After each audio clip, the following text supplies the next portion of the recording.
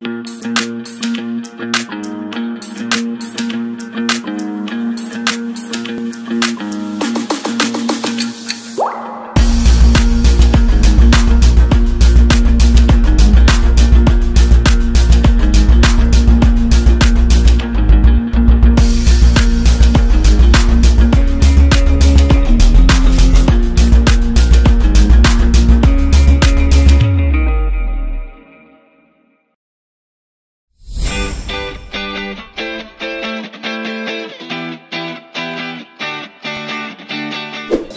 pertama berangkat dari historis kita, bahwasannya doktrin sistem pertahanan rakyat semesta kita ini legasi atau sebutlah warisan zaman peperangan kita. Kalau dulu istilahnya itu misalnya kalau Belanda agresi militer 1, agresi militer 2, mereka melakukan yang disebut dengan Blitzkrieg, bahasa Jerman namanya serangan cepat, perang cepat yang penuh dengan teknologi dan sebagainya.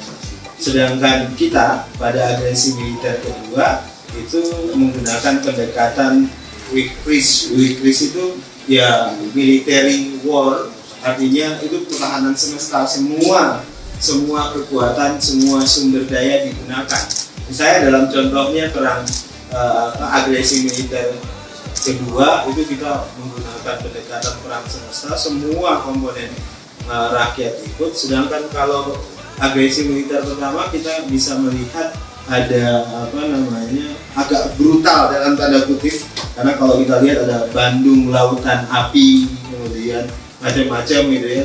Kita tidak dalam posisi bertahan seperti perang rakyat semesta, tapi kemudian melakukan tadi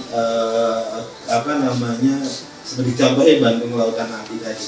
Nah, teman-teman sekalian, berangkat dari hal tersebut sebenarnya kan sekarang definisi kesemestaan dari diskusi banyak dengan kawan-kawan wartawan, definisi perang semesta atau kesemestaan sebetulnya begitu, bukan hanya sekedar dimaknai pemaknaan perang di satu sisi, tapi di sisi lain kan ada pendekatan non militer atau militer.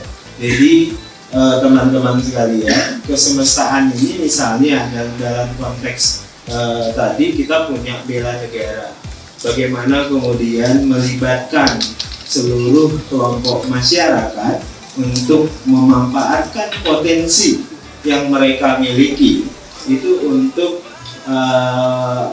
ikut serta membela kepentingan bangsa dan negara. Itu makanya kemudian kita mendorong bela negara, itu bagian dari undang-undang PSDM juga satu paket. Kemudian nanti ada komponen pendukung, kemudian juga ada komponen cadangan. Komponen cadangan sedang dipersiapkan, nanti Bu Bondan akan banyak bicara terkait dengan itu, sampai dengan nanti ada istilahnya di situ mobilisasi dan demobilisasi. Nah, kawan-kawan sekalian, yang menarik kan sekarang misalnya kalau kita bicara kesemestaan, artinya ada keterlibatan rakyat. Nah, kalau dulu kesemestaan yang dilakukan Jenderal Sudirman misalnya dalam perang, beliau langsung melibatkan rakyat jadi kombatan.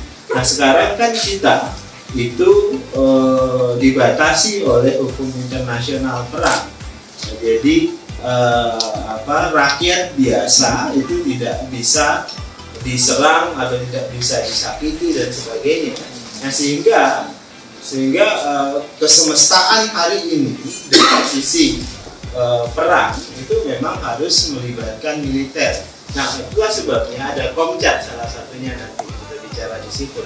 Nah, tapi itu definisi tentang kesemestaan terkait dengan pelibatan rakyat dalam perang. Tapi di sisi lain, perang sekarang kan tidak sekedar perang militer, tapi ada perang yang lain. Kesemestaan ini artinya melibatkan masyarakat lebih luas. Nah, kalau ini saya menarik misalnya kalau kita baca buku Yuval Noah Harari itu banyak bicara tentang digital dictatorship, kemudian ada kediktatoran data maksud saya tadi, kemudian kita akan berhadapan dengan masalah artificial intelligence, kita akan berhadapan dengan climate change. Ini 3 masalah yang dominan hari ini.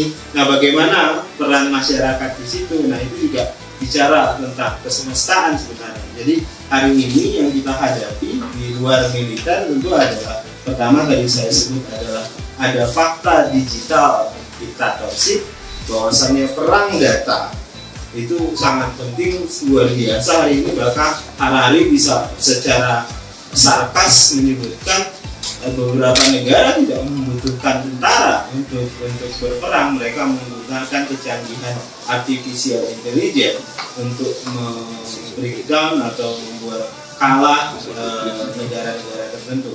Nah, ini diskusi-diskusi yang menarik tentang kesemestaan. Jadi kesemestaan yang dimaksud oleh Menhan itu tidak sekedar tentang kesemestaan militer, tapi juga kesemestaan yang lain, termasuk tadi kalau berangkat dari analisis para sejarawan.